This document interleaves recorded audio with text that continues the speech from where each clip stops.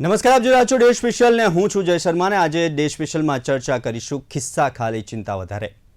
મધ્યમ વર્ગના હાલ બેહાલ, પૂરતી અને જોઈએ તેટલી આવક નહીં અને તેની સામે મોંઘવારીનો માર અને સાથે જ વૈશ્વિક ધોરણે જે મંદીનું વાવાઝોડું જોવા મળી રહ્યું છે અને તેની અસર હવે તમામ દેશો ઉપર થઈ રહી છે. ન માત્ર ભારત, તમામ દેશોની અંદર હાલ મંદીનો માહોલ જોવા મળી રહ્યો છે. ત્યારે ભારતની વાત કરીએ તો અત્યારે દેશની અંદર સૌથી વધુ ભાવ વધારો જોવા મળી રહ્યો છે. મોંઘવારીનો માર સહન કરવા માટે જનતાએ એડી ચોટીનું જોર લગાવ્યું છે, પરંતુ કહેવાય છે ને કે મંથ એન્ડમાં પનો પહોંચતો નથી. પરંતુ આ કેમ થઈ રહ્યું છે, કેવી રીતના થઈ રહ્યું છે અને શા કારણે થઈ રહ્યું છે? એક બાજુ પગાર વધારાને લઈને તમામ લોકો આશા રાખીને બેઠા છે, તો બીજી તરફ મોંઘવારીનો માર દિવસે ને દિવસે વધી રહ્યો છે. મધ્યમ વર્ગ કે જેની પગાર ધોરણ 30,000 થી 35,000 કે 40,000 સુધી છે, તેઓને પણ હવે મંથ એન્ડની અંદર જોઈએ તો ક્યાંક ને ક્યાંક કહેવાય ને કે ક્યાંક એવું લાગી રહ્યું છે કે આ સેલરી ઓછી પડી રહી છે. મોંઘવારી વધી રહી છે, સેલરી નથી વધી રહી અને તેની સામે જોઈએ તો વૈશ્વિક રીતના મંદીનું મોજું ફરી વળ્યું છે.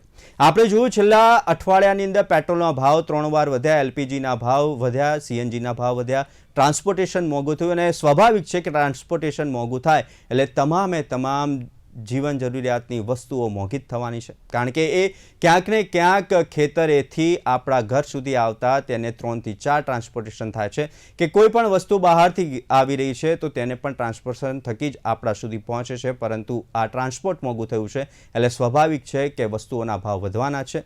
બીજી તરફ જોવા જઈએ તો જે સેલરી સ્કેલ છે તે વધી નથી રહ્યો અને સામે જે મોંઘવારીનો સ્કેલ છે, રોજિંદા જે ચીજ વસ્તુઓ વપરાય છે તેનો ભાવ વધી રહ્યો છે. અમૂલના ભાવમાં પણ, દૂધના ભાવમાં પણ આપણે વધારો જોયો અને અત્યારે જે સીએનજીના ભાવમાં વધારો થયો છે. બીજી તરફ સોમવારથી જે શાળાઓ ચાલુ થઈ તો ત્યારે રિક્ષા ચાલકોએ પણ ભાડામાં વધારો કર્યો છે અને આ બધો જ મોંઘવારીનો માર એ મધ્યમ વર્ગ સહન નથી કરી શક્યું. તે વિશે કરીશું ચર્ચા અને આ ચર્ચા કરવા માટે આપણી સાથે ડે સ્પેશિયલની ગેસ્ટ પેનલમાં જોડાઈ ગયા છે મીનાક્ષી જોશી કે જેઓ સામાજિક કાર્યકર્તા છે અને સિદ્ધાર્થ ભટ્ટ કે જેઓ સીએ છે. સિદ્ધાર્થભાઈ અને મીનાક્ષીબેન, આપનું સ્વાગત છે ડે સ્પેશિયલ કાર્યક્રમમાં. Thank you. સિદ્ધાર્થભાઈ, સૌથી પહેલો જ પ્રશ્ન મોંઘવારીના મારને લઈને આપણે ઘણી બધી ચર્ચાઓ કરી છે, પરંતુ મધ્યમ વર્ગ અને સામાન્ય વર્ગની વાત કરીએ તો પગાર ધોરણ એનો એ છે, મોંઘવારી વધતી ને વધતી જાય છે, ચીજ વસ્તુઓ જે છે તેના ભાવમાં દિન પ્રતિદિન વધારો જોવા મળી રહ્યો છે. ત્યારે મધ્યમ વર્ગને અત્યારે સર્વાઈવ કરવું પણ ખૂબ મુશ્કેલ બની ગયું છે. કયા પરિબળો કારણભૂત? હવે કયા પરિબળો કારણભૂત, એને અંગ્રેજીમાં પરિબળને કહેવાય ફેક્ટર. તો પહેલું ફેક્ટર ફૂડ ફેક્ટર, બીજું ફેક્ટર ફ્યુલ ફેક્ટર, ત્રીજું ફેક્ટર ફ્રોડ ફેક્ટર, ચોથું ફેક્ટર રેન ફેક્ટર, પાંચમું ફેક્ટર રૂપી ફેક્ટર, છઠ્ઠું ફેક્ટર વોર ફેક્ટર. અને આના કારણે કિચનનું ગણિત બગડ્યું અને મારે સોનાનો ચેન પહેરવાની મનસા હતી એ બગડી. એટલે આ ફેક્ટરોમાં આપણો ચેન જતો રહ્યો છે. હવે જે વિશ્વમાં યુદ્ધ ચાલે છે તો આ કોના જેવું છે કે ઇમારત ચણવી છે, પરંતુ આપણા ઘરનું સમારકામ કરવું ને એ માથાનો દુખાવાનો કારણ છે. તો વિશ્વ જે યુદ્ધ ચાલી રહ્યા છે તો ઇમારતોને તોડી પાડી, સંબંધોને તોડી કાઢ્યા અને એના લીધે આખી ઇકોનોમીની સિસ્ટમ હલી ગઈ. એ ઇકોનોમીની સિસ્ટમ હલી ગઈ એના કારણે આ બધી ઇમ્પેક્ટો આવે છે. કારણ કે જે ઓઇલ ફિલ્ડ ઉપર હુમલાઓ થયા, સપ્લાય ચેન ખોરવાઈ ગઈ અને દરિયાના પેટાળમાં બોમ્બ જે મૂક્યા છે એના લીધે વેપાર ધંધા ઉપર અસરો પડી, યોગ્ય પુરવઠો મળ્યો નહીં અને જ્યારે પુરવઠાનો અભાવ હોય એટલે ભાવમાં વધારો થાય. આ ઇકોનોમીનો સર્વસામાન્ય નિયમ છે. તો તેલના પુરવઠામાં ઉણપ થઈ, એમાં અસરો થઈ એટલે પેટ્રોલ ડીઝલના ભાવ વધ્યા અને ખાદ્ય ખોરાકના પુરવઠામાં આ ઉનાળામાં અસર થઈ એટલે એના ભાવ વધ્યા. સ્વાભાવિકપણે ઉનાળો હોય એટલે પશુઓ, દૂધાળા પશુઓ દૂધ ઓછું થઈ જાય, માંગ એટલી ને એટલી રહે છે. પરંતુ પુરવઠો ઓછો થયો એટલે કમ્પલસરી ભાવ વધારાની ફરજ પડતી હોય છે. વરસાદમાં પણ સિઝનમાં અનસર્ટેનિટી આવી, અનિશ્ચિતતા આવી, એટલે અમુક મહિનાઓમાં ભાવ અચાનક શાકભાજીના વધી ગયા, તો અમુક ફાલ ખૂબ ઉતર્યો, દાખલા તરીકે લીંબુનો, તો એના ભાવ ગગડી ગયા. સોનાની વાત કરીએ તો બધાના લગ્ન પ્રસંગના તહેવારો તો બગડ્યા જ આ વર્ષે, કારણ કે એમાં પણ ભાવ ભડકે બળતા હતા. અને પર્યાવરણમાં જે હાનિ થઈ રહી છે, વૃક્ષો કપાઈ રહ્યા છે, એટલે બાળકોની સ્ટેશનરી પણ મોંઘી દાટ થઈ. અને જે રીતે વીજળીની અને એર કન્ડિશનની ખપત થાય છે, તો હવેના શાળાએ જતા બાળકો, પેલા મીનાક્ષીબેન સંમત થશે મારી સાથે, એ જ્યારે ભણ્યા હતા તો ત્યારે તો પંખો હોવું એ મોટી વસ્તુ હતી. આજના બાળકો એર કન્ડિશન કુલર વગર ભણી નથી શકતા. એટલે પાવર મોંઘું થયો, પાવર મોંઘું થયું એટલે શિક્ષણની ફી મોંઘી થઈ.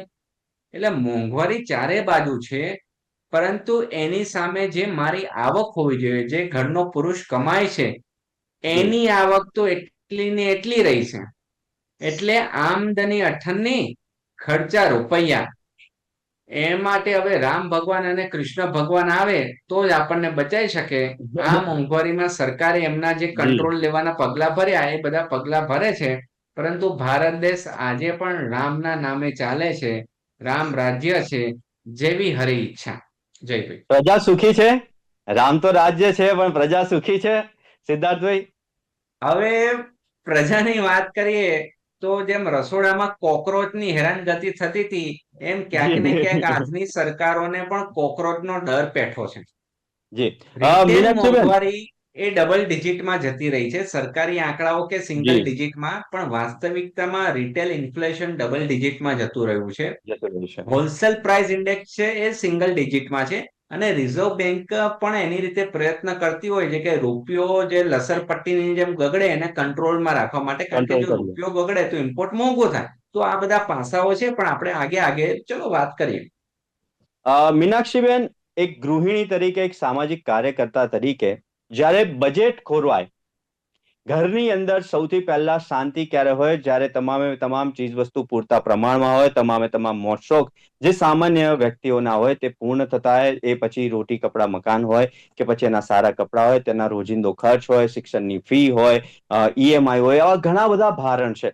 પરંતુ એ ભારણ આખું મેનેજ જોઈએ તો ગૃહિણીઓ કરતી હોય છે. ત્યારે ગૃહિણીઓનું બજેટ ખોરવાય ત્યારે કેવી સ્થિતિ, એક સામાજિક કાર્યકર્તા તરીકે કેવા પ્રકારના પ્રશ્નો આપની સામે આવતા હોય છે? એટલે બહુ ગુસ્સો આવે એવી વાત છે. આપણા ચાર્ટર્ડ એકાઉન્ટન્ટ મિત્રએ તો બધી ઘણો તર્ક આપ્યો, આમ થાય તેમ થાય, અર્થશાસ્ત્રના નિયમો કયા.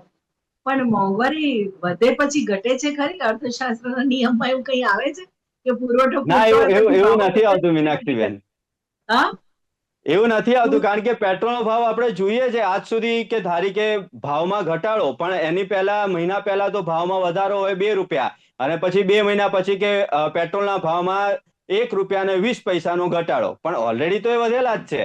એટલે પેટ્રોલ ડીઝલના આંતરરાષ્ટ્રીય બજારમાં ભાવ ઘટેલા છે, જે આપણે હકીકત જાણવાની છે. અને જે પહેલા પણ મેં કહેલું છે કે કેન્દ્ર સરકારે એક મિકેનિઝમ ઊભું કર્યું હતું. પેટ્રોલ ડીઝલના ભાવ વધારાની અસર સાધારણ લોકોને આવી સીધી ના થાય એ માટે, સાધારણ લોકોને મારમાંથી બચાવવા માટે એ જે મિકેનિઝમ ઊભું કર્યું હતું, પ્રાઇસ એડજસ્ટમેન્ટ કરવા માટેનું એક અલગ એકાઉન્ટ રાખ્યું હતું કેન્દ્ર સરકારે. જ્યારે ભાવો ઘટે ત્યારે જે ભાવો વસૂલાય લોકો પાસેથી, એમાં જે ડિફરન્સ આવે પૈસા જમા થાય. એટલે જ્યારે આંતરરાષ્ટ્રીય બજારમાં ભાવો વધે ત્યારે તાત્કાલિક વધારો કરવો ના પડે. પરંતુ જો કેન્દ્ર સરકાર બધી વાતો કરે, 12 વર્ષ વિકાસના, જાહેરાતો ચાલુ છે, એટલે બધી કરકસર કરો, એની સલાહો લોકોને છે, પણ વડાઓ શું કરી રહ્યા છે, આપણા રાજ્યના મંત્રીઓ શું કરી રહ્યા છે, આપણા સચિવો શું કરી રહ્યા છે? તો બધા પ્રવાસમાં છે, આંતરરાષ્ટ્રીય પ્રવાસોમાં છે, જાહેરાતોનો મારો ચલાવે છે કે બહુ વિકાસ થયો, એની ઉજવણીઓની વાત છે. સાધારણ લોકોની થાળીમાંથી બધું ધીરે ધીરે ઓછું થઈ રહ્યું છે. જે સીધી અસર થાય છે બહેનો ઉપર, એ થાળીમાંની આઈટમો ઓછી કરવી પડે. રોટલી શાક ઉપર આપણે હવે આવી ગયા છે રોટલી દાળ ભાત શાક એક સાધારણ પરિવાર માટે હવે ભૂતકાળ બની ગયો છે. જે પોષણની વાત હતી, એટલે જુઓ કુપોષણના આંકડા ગુજરાતના ભયંકર છે, ડરાવનારા છે. આ તો બધા પોતાની ઉજવણીઓ કરીને ચાલ્યા જશે, પણ એક આખી પેઢી આપણે એવી નબળી અને કુપોષિત ઊભી કરી રહ્યા છીએ કે જે કોઈ વસ્તુનો સામનો નહીં કરી શકે. આ ગરમી છે ને, એસી લગાવશું તો સામનો નહીં થાય, એટલી ભયંકર હાલત છે. એટલે પાવર ની ડિમાન્ડ વધી એટલે ભાવ વધ્યા, એ બધી વાતો ને રોકી શકાય એમ છે જો સરકાર ધારે તો. હમણાં અમારા કોઈ મિત્રએ એવું કહ્યું કે ઓસ્ટ્રેલિયામાં એવું કર્યું સરકારે કે આ પેટ્રોલ ડીઝલના ભાવ વધી ગયા તો પબ્લિક ટ્રાન્સપોર્ટ ફ્રી કરી દીધું સરકારે.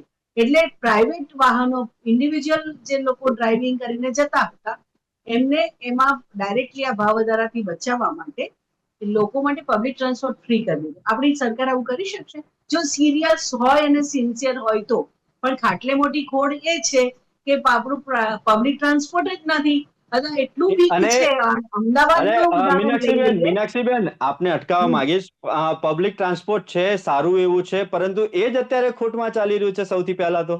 એ તો ખોટની વાત તો જવા દો, પણ ખોટની વાતના કારણો અનેક છે. કારણ કે બીઆરટીએસ ની જરૂરત નહોતી, એમટીએસ સરસ હતી તો પણ લાવ્યા, કારણ કે 45 લાખનું બસ સ્ટેન્ડ થવાનું હતું. એટલે એમાં કેટલા લોકોને લાભ થવાનો હતો? લોકોનો લાભ જોયો નહીં, પણ 45 લાખના બસ સ્ટેન્ડનો લાભ કોને મળવાનો અથવા મળ્યો એ તો જગ જાહેર વાત છે. એટલે બીઆરટીએસ ની જરૂર નહોતી, એમટીએસ ને સ્ટ્રેન્થન કરી શકાય. એક જમાનામાં આખા દેશમાં જેને બેસ્ટ ટ્રાન્સપોર્ટ સર્વિસ માટે એવોર્ડ મળતા હતા એએમટીએસ ને ખાડે નાખી. અત્યારે ભાડેથી બસો ચલાવીએ, પ્રાઇવેટ ઓપરેટરો પાસેથી લઈએ, એટલે ખોટ જવાની છે ને. એમ્પ્લોયમેન્ટ આપી શક્યા હોત આપણે, એ કરવાને બદલે આપણે જુદા રસ્તા પકડ્યા છે.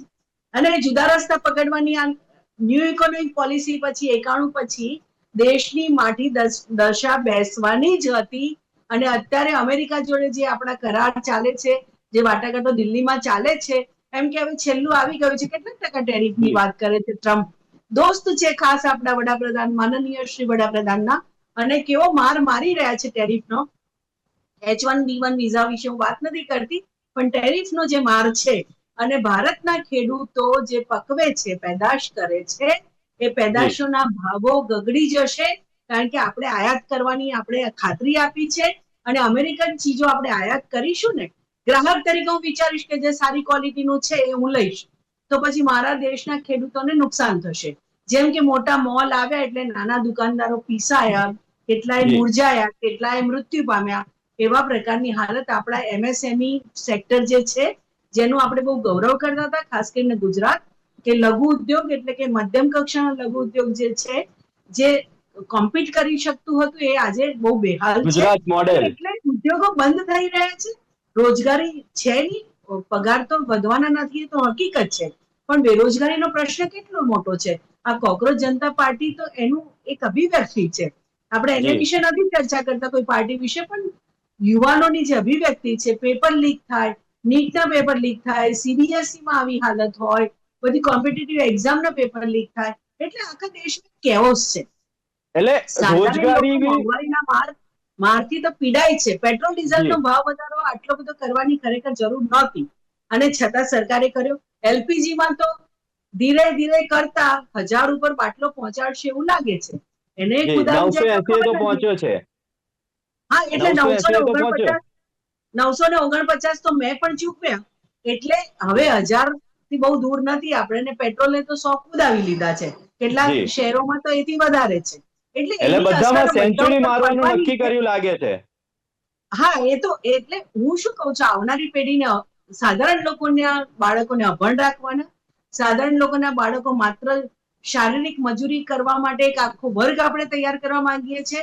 આપણા મધ્યમ વર્ગ જે છે એની હું વાત નથી કરતી, પણ જે ઉચ્ચ મધ્યમ વર્ગ ને પૈસાદાર લોકો છે, એ પૈસાદાર વર્ગ આ દેશના સાધારણ લોકોને કાયમી મજૂરી કરતા રહે. આ કાસ્ટ સિસ્ટમ કરતા પણ એક ભયંકર ષડયંત્ર છે કે સાધારણ લોકો ક્યારે બહાર ના આવી શકે. એક જમાનો હતો કે સાધારણ મધ્યમ પરિવારમાંથી બાળકો ડોક્ટર થતા હતા, એન્જિનિયર થતા હતા ગવર્મેન્ટ સીટ ઉપર, ત્યારે પ્રાઇવેટ ની વાત જ નહોતી. આપણે કોઈએ વિચાર્યું નતું આ બધું શું છે, કેપિટેશન ફી આપણે હસતા હતા. પણ ગ્રાન્ટીન એડની જે પોલિસી હતી એના કારણે કદાચ આપણે બધા ભણી શક્યા. ખાસ કરીને અમે બહેનો નહીં તો ના ભણી શક્યા હોત.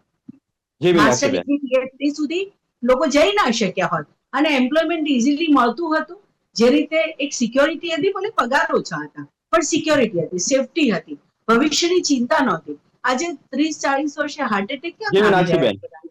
કારણ કે જી એટલી ખરાબ હાલતમાં છે લોકો, અને આપણને જી કલ્પના નથી લોકોની હાલત કેટલી ખરાબ છે. કારણ કે આપણે એવા પરિવારો સાથે ડાયરેક્ટલી રોજે રોજ મળવાનું બનતું નથી, પણ કેટલા સુસાઇડ છે, કેટલી આત્મહત્યાઓ છે, કલ્પના ના કરી શકાય.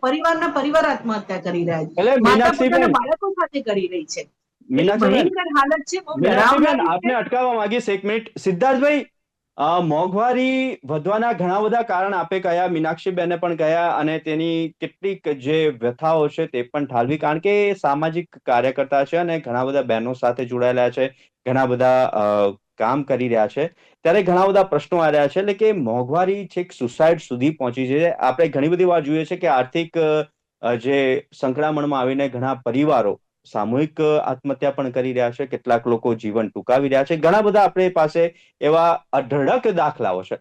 પણ ખરેખર આ મોંઘવારી છે તે અટકવાની તો નથી, પરંતુ શું આપણે સ્ટેબલ કરી શકીએ? જે રીતના મીનાક્ષીબેને કીધું કે ઘણી બધી યોજનાઓ હતી, એ બધી યોજનાઓ ક્યાં છે? વિકાસની વાત કરવામાં આવે છે, ખરેખર વિકાસ જરૂરી છે દેશ માટે, તો બીજી તરફ રોજગારી અને રોજગારીની સાથે સાથે વેતન એ પણ એક મોટો પ્રશ્ન છે.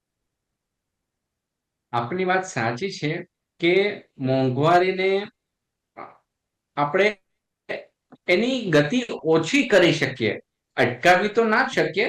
કારણ કે વર્ષો પહેલા આપણા બાપ દાદા કહેતા હતા, ભાઈ મારો પગાર કેટલો, કે 50 રૂપિયા અને 100 રૂપિયા. તો આજે તો 10,000 માં કઈ થતું નથી. એટલે 10,000 એવી ની, રીતે સિદ્ધાર્થભાઈ, 30-40 હજારમાં પણ કશું નથી થતું હાલમાં.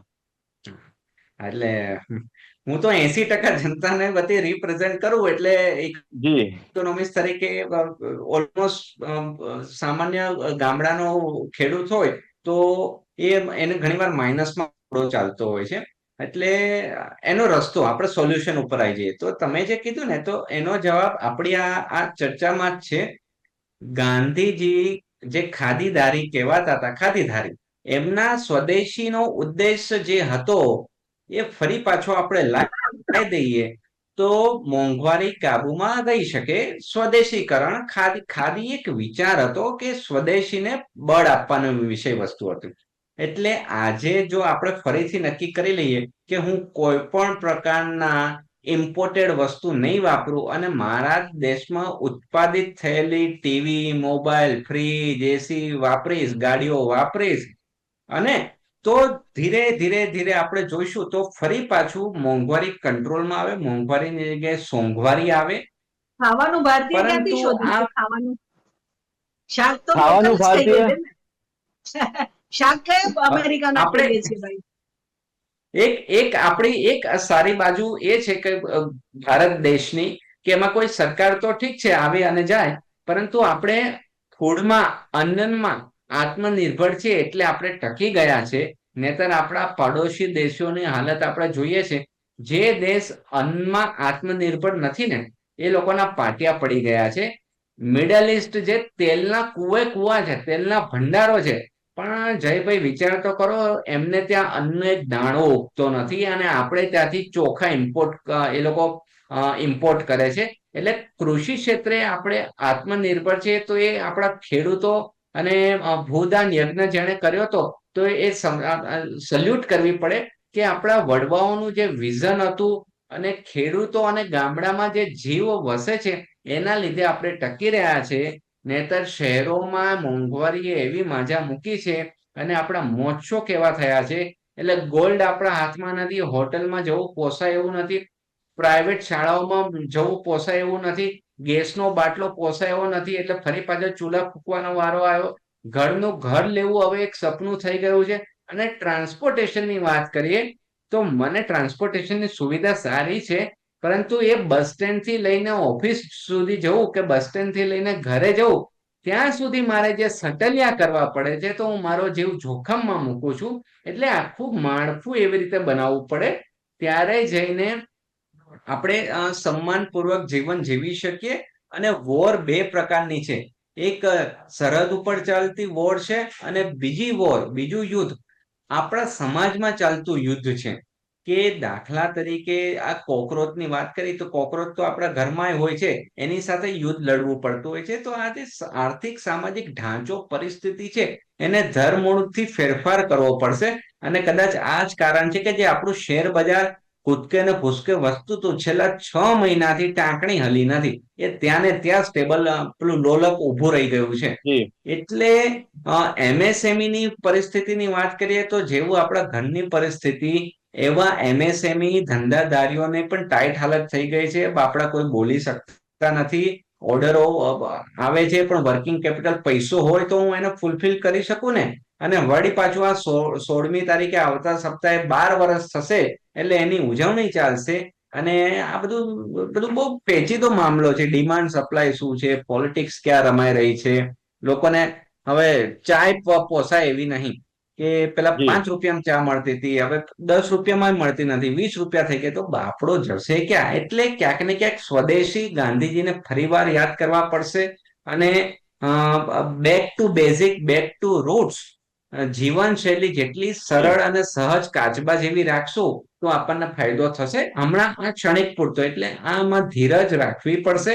અને એનું ટોપ ટુ બોટમ આપણા શીર્ષસ્થ નેતૃત્વ, ખાલી મોદી સાહેબે નહીં, એમની આખી ટીમે આની પ્રેરણા લેશે, ત્યારે જઈને 6-1 મહિનામાં બધું થાળે પડશે. જી. મીનાક્ષીબેન, હવે એકદમ સામાન્ય જનતા સમજી શકે તેવી રીતના આપ જવાબ આપશો, અને ટૂંકમાં જવાબ આપજો, કારણ કે સમય ઓછો છે.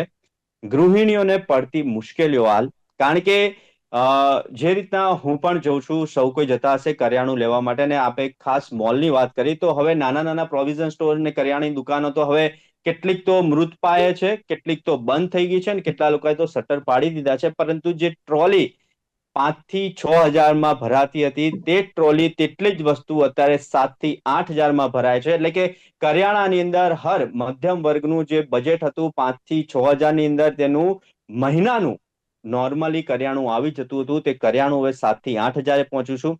પછી સાથે જ દૂધ અને એ બધી ડેરી પ્રોડક્ટની વાત કરીએ તો તેના બીજા 2-3 હજાર આપણે ગણી લઈએ. તો અંતે તો મધ્યમ વર્ગ પીસાઈ જ રહ્યો છે.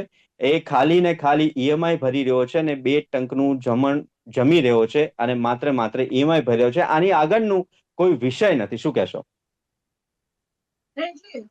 ભલે ચાર્ટર્ડ એકાઉન્ટન્ટ મિત્ર વાત કરતા હોય, પણ સરકાર બધું ઘણું કરી શકે એમ છે. આ પેટ્રોલ ડીઝલની કંપનીઓ ખોટ કરે છે એમની વાતો સાંભળવી મને નવાઈ લાગે છે.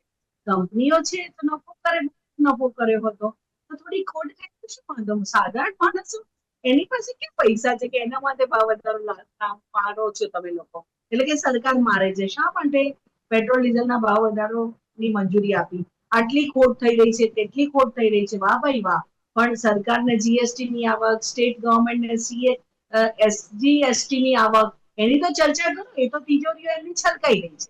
એટલે પછી આ તમાશા અને તાઇફાઓ માટે ખર્ચા થાય છે, જે લોકોના પસીનાના, લોકોના લોહીના પૈસા છે, જેનો દુરુપયોગ ન થવો જોઈએ. ખરેખર ભાવ વધારાને એ રીતે રોકી શકાય એમ છે. અર્થશાસ્ત્રને સાઈડમાં મૂકીએ, જે શાસ્ત્ર સાધારણ લોકોના જીવનમાં કામમાં નથી આવતું, એટલે હું એની ચર્ચા કરવા નથી માંગતી.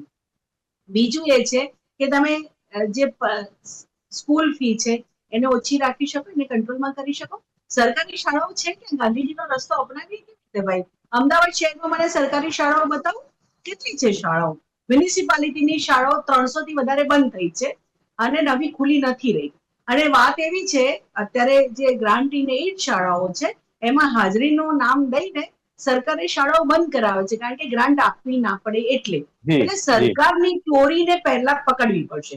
આ સત્તામાં બેઠેલા લોકો જે બદમાશી કરી રહ્યા છે, જે લોકો સાથે શોષણ કરી રહ્યા છે, એને તો પહેલા પકડવા પડે. આ મોંઘવારીને ચોક્કસ કાબુમાં રાખી શકાય એમ છે.